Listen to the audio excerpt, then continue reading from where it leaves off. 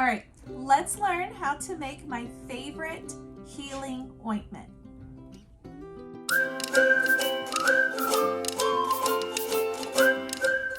Hey guys, welcome back. I'm Laura Wilkie with Down Home with Lemon Pie, and I am so excited that you guys are here, that you're following me on these videos, this journey, this adventure through motherhood. This is Mother Culture Monday, and I am so excited to share with you guys this healing ointment. I actually made this for the very first time last summer, and I didn't want to share it with you guys then because I wasn't sure if it was actually going to work. But now we've been using it for almost a year, and I am ready to make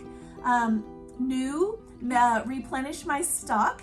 When I made it the first time, I think I ended up with 4 containers of it, and we've been using it like crazy. We use it for everything. It works. That's all I can say, guys. It works, and it's so easy to make, and even better, you can make it for almost for free because all the ingredients are naturally sourced. There are a couple things you're gonna have to get at the store, like olive oil or beeswax if you don't already have those, and little containers that I found at Dollar Tree. But for good ingredients, for healthy, pure ingredients for your family, I think it's totally worth it. Every other ingredient you're going to use in this ointment is completely free if you locally source it.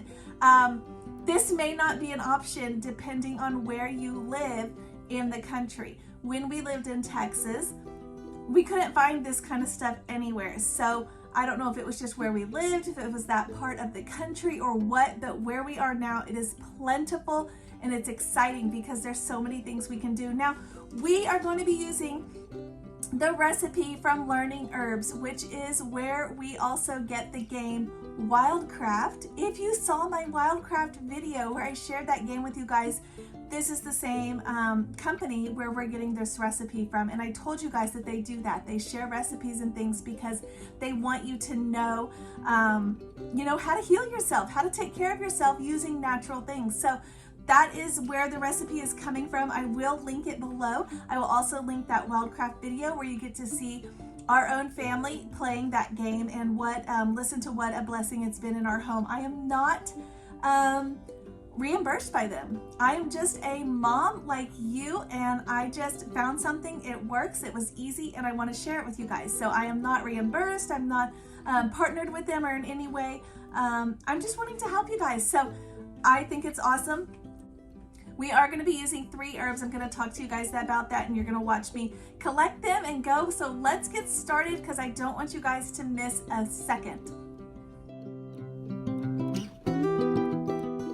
All right, so here we are. We are actually in the Pacific Northwest, and there are so many opportunities to see and observe wildlife. It is so exciting, but even more exciting is that there are so many healing herbs that you can find here. It is so plentiful. It is so rich. And today we're going to take a walk. I'm going to show you guys how simple it is to find these 3 herbs. 2 of them especially are, everywhere. And the first one that I'm going to talk to you guys about is Yarrow. It is right here. It looks like little ferns. You maybe have seen it. And these plants actually grow a long stem with little white flowers on top, but the part that we're going to be using for this ointment are the leaves. So we're going to be collecting about a handful of leaves from this yarrow plant, and this is actually a whole bunch of little plants, so we're going to try and take a couple from several different plants. You don't want to take them all from one plant because that will deplete that plant. So you just want to get a little here and a little there, and then eventually you'll have about a handful, and that's about how many you need.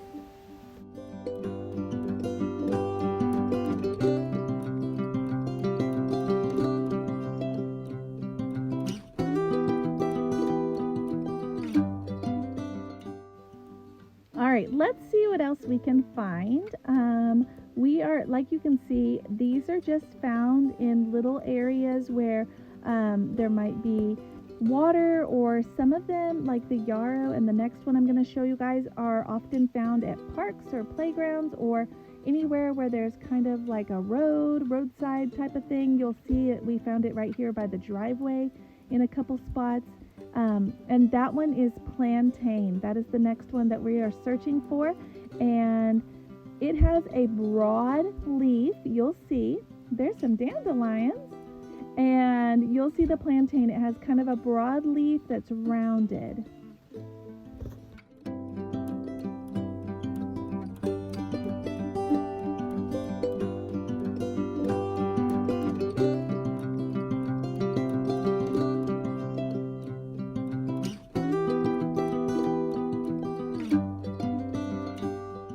Well, looky here, we have some plantain. Now, plantain and yarrow both, you can actually make a spit poultice. That sounds so gross, but you can totally chew the leaves with your saliva and make just an ointment, or not even an ointment, like a little, they call it a poultice that you can put on owies when you're out in the wild.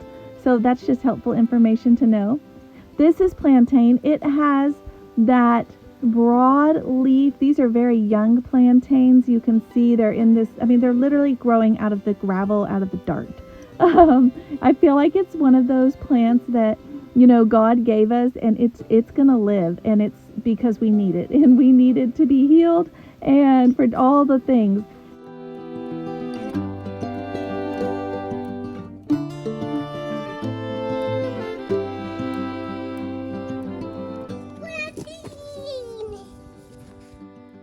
As you can see, I've got one of my little helpers today, and you know why? Because I want my kids to be able to identify these things on their own. I want them to have a way to naturally heal themselves, even if there's not a store nearby, or even if they don't want all the chemicals. I want them to have those skills. So that is what we're doing. We are learning about these together, and it has been so fun. Now, if you look closely, plantain, the same thing. You do not want to take them all from one plant. You do want to get about a handful. This one is easy to identify because it has those big broad leaves all growing out from the center. The dandelions you see are more pointy and slender, and these are more broad and ovally. So that's how you can tell the plantain, the difference. And obviously it doesn't look anything like a dandelion, but just so you can tell the difference between the different kinds of leaves that are out there. This is also plantain. These are the slender plantain, but this is another kind of plantain. I have not gathered that kind. It probably would work the same, but I still always get the broad, ovally one. So if you've used the other kind, let me know. Does it work the same? Is it the same amount of healing and all of that?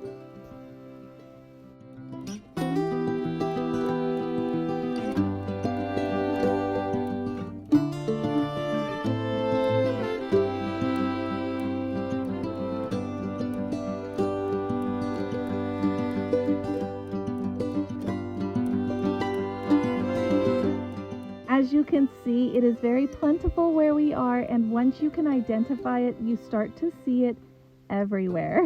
So that's all I'm showing you guys, is that it is there, it is everywhere. It's amongst all those little ground cover plants. You will find God's natural healing plant of plantain. Now, I just found this great patch. As plantain gets a little older, it starts to grow this little stalk here right from the center. That is an easy way to detect it. So that is how you can find it. Great patch there.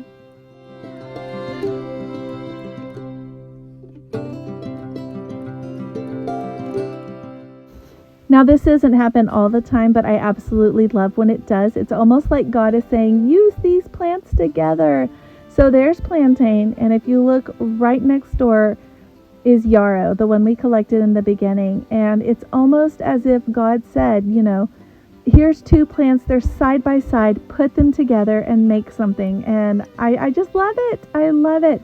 Obviously he didn't say that, but that could be why he put them side by side. I don't know, but they do grow in similar areas, and I often find one, I find the other. Not every time, but lots of times.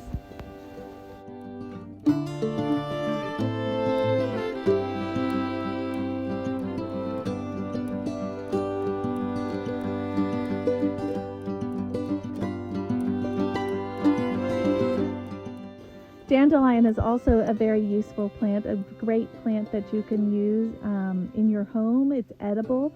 The leaves are edible. The flowers are edible. So, here they all are all together. We're not using dandelion in this recipe, but I mean, here's another one.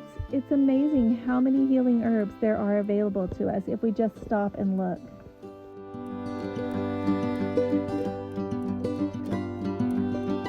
I did tell you we're using 3 plants. This is the third one. It's called Self Heal, and I do know that you can make this ointment without using this plant. If you just have plantain and yarrow, you can make it, but Self Heal is like a little added bonus, and in this recipe it is included, and I happened to find it. I didn't find very much. In fact, I'm showing you every single plant that I found of it, and there you go. But it is one that when you clip the tops, you're going to be using the flower part and the leaves too. And when you clip that, it will continue to just reflourish in that plant. So you can totally take several leaves and the top, and then it will still grow well for you. The way I always identify this one is I feel like it looks like a tiny pine cone with little flowers growing out of it. They're always purple flowers. And it's like this little tiny pine cone where a flower, like a big flower should be, but instead of a big flower, we've got a tiny pine cone with tiny flowers. All right, so we have collected our harvest. I like to wash them and rinse them off before I use them. And for this recipe, I am going to be laying them out to dry because I am soaking them in water and rinsing them. I'm going to go ahead and lay them out to dry for a day. You can use them fresh, and you can use them completely dried. You can use them one day dried, wilted. It's kind of up to you, just whatever time you have on your hands. For this recipe today, I am doing this set here that you see, the yarrow at the top right, the plantain here along the bottom, and the Self Heal there all in kind of the middle at the top, the purple and all those tiny leaves. I'm going to rinse. I washed all of these. I've laid them out to dry. I'm going to let them dry for a couple days, and then I'm going to add some fresh to it because I don't think I quite have enough, and I'm going to add some fresh to it and then combine kind of some dry and fresh. You can do one or the other or combination like I am. It's okay either way. Okay, it has been a couple days. I've collected some more yarrow and plantain, fresh ones there. I've taken my dried ones and kind of crushed them over here on the left. So you can see I'm going to combine these together and mix them all together and cut them up to make a big kind of a mash together of the two kinds. So there you go. There they are, all nice, dried and fresh, all cut up. That way they can release all of those wonderful nutrients that we want. All right, so here comes the fun part. We are going to put them all in a pot here. We are going to add 1 cup of olive oil, and we are going to put them together on a double boiler so that they can cook.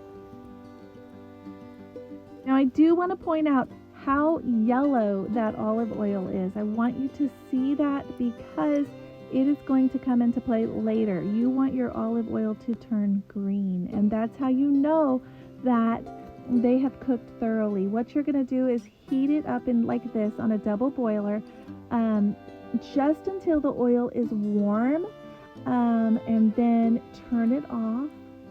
And then you're going to do this periodically throughout the days for the next couple days. That way you can get those oils and those ointments or those healing juices to come out of those plants. When I have this going, I usually just set it aside and leave it on my stove for a few days. And over the next couple of days, when I think about it, I turn it on for a couple minutes and then turn it off. And then it's ready. Look at this, guys. It's already gotten so much darker. It's been a couple days now.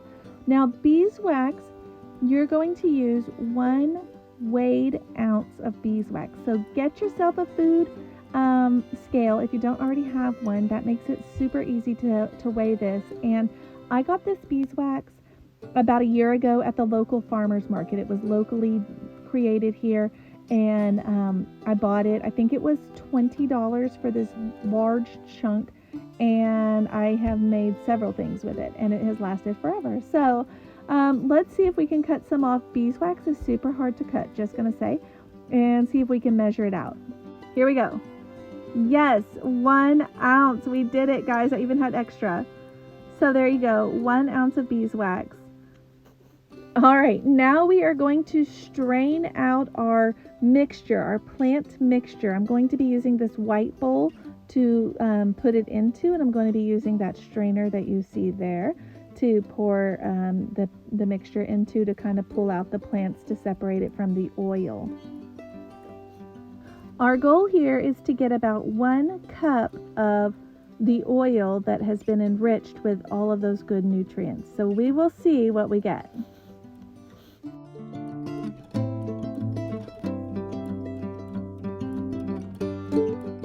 So this is actually a little tricky. I'm trying so hard not to make a mess because my white bowl is actually really small and my strainer, as you can see, is much larger, but I think I did pretty good. Wow, look at that. Oh, that deep color, and I didn't even make much of a mess, so that's excellent. That deep color, guys, is so rich, so green. That is full of those healing nutrients. I am so excited about this, guys. Let's see if we got about a cup.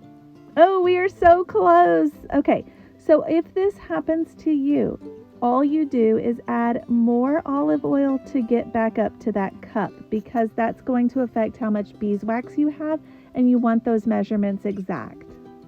And obviously, as you can see, adding that little bit of extra olive oil did not change the color, that rich dark color that we wanted. So it's perfectly fine if this happens. It is okay, mamas. All right, now you want to melt your beeswax over a low heat. You won't believe this, I actually have this on the very lowest that it will go, and I feel like it's still too hot. So I'm gonna hold it up above the flame like this and kind of wish it around like that so that hopefully it doesn't burn. But I'm gonna tell you guys, beeswax, when it's melting like this, smells amazing. So, in fact, that's one of the things with this. You can add a little bit of lavender oil. I'm going to do that in this recipe, but I have not done that in the past. And when we would put it on our kiddos or whatever, it just smelled like beeswax and amazing. It didn't smell like rotten plants or anything like that. So I'm going to encourage you guys, if you want to do the lavender or if you don't, either way, it's going to be good. Now go ahead and pour the two together, and keep in mind it is totally normal for some of the beeswax to slightly harden at this stage. Totally normal. So when you see that, do not freak out. You're still doing it right. Mix them together, get it all mixed well, and you guys, you are so close to having made your very own Natural Healing Ointment. I'm very proud of you because this is a huge accomplishment. So exciting. But first, let's talk about containers. I got these last year, these larger ones at Dollar Tree. They came 2 in a pack and I love them. They didn't have them this time. So I picked up a couple of these. They are magnetic but smaller. And I picked up some of these plastic ones with the pink lids. You can totally order some on Amazon. It's just that I didn't have time for them to get in when I was making this. So I am going to say that the smaller metal lids do not actually fit as tightly as I would have liked. So I don't know if I will do as many of those because I worry about the lid falling off like in my purse and then dirt getting in there. That would be gross. So we'll see. I could always put it in a baggie and that would alleviate that and be fine. So I don't know. Let's see how much we get. I don't even know how many containers I'm going to need to fill. I think last year I did 4 or maybe 3.5 of the larger ones. So we'll see what we get. I'm just kind of guessing. I just want them to be out and ready so that when I start pouring, it's ready to go. All right. So full disclosure, when I made this recipe before, I followed a slightly different one that did not ask us to add a little olive oil to make it reach a cup at the end, like I just showed you guys. And it set and was perfect. This one did not actually set. I think it has too much oil. So what I'm going to do is dump all of these into my pot, add some more beeswax, just kind of measuring by my eye, and then putting it back. And there you go, guys. This is my new finished product. It did end up melting all of those pieces that were kind of starting to harden irregularly inside there. So I do like this a lot better. I think I'm going to recommend that, guys, that you just mix all of it together and heat it together that one last few minutes or whatever it was. You can even see they're already starting to harden. They're literally hardening right before our eyes, because this is going to do such a better job. The other one sat overnight about I guess about 18 hours, and it never hardened. So I was really disappointed, but we fixed it simply. Like I said, just dump them. I just scraped them right back out into my pot again and added more beeswax, and it has fixed the problem. So if you end up with that same problem, guys, just add more beeswax. If it did not set properly, that's the solution, okay? All right, it has been about 5 to 7 minutes, and you can see the metal tins are already forming. They're already getting hard. So if you let it sit too long and it just does not harden, you know that you just need more beeswax, okay? This is how quickly it does harden, and it's just beautiful. I am so excited for this, guys. This is great. It is an amazing healing ointment. I'm so excited about it, and I'm just glad I could share it with you guys.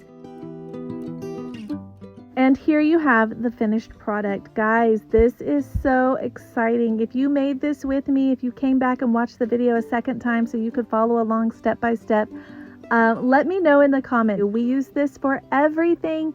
Diaper rash, we use it for cuts and burns. We use it for everything. So anything we would normally use, like a Neosporin or something like that, we use this. All right, guys, thank you for watching. I hope you enjoyed that. I hope you can utilize that. I hope you can make it in your own home for your own family.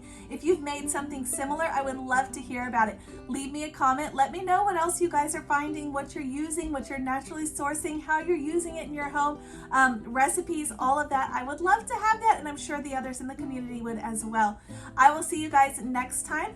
This week, I'm going to be sharing with you guys on Homeschool Fellowship Friday all about our summer routine, what we're doing, and we are doing a couple things that are brand new for us. So stay tuned for Friday to catch that, and I will see you guys next time.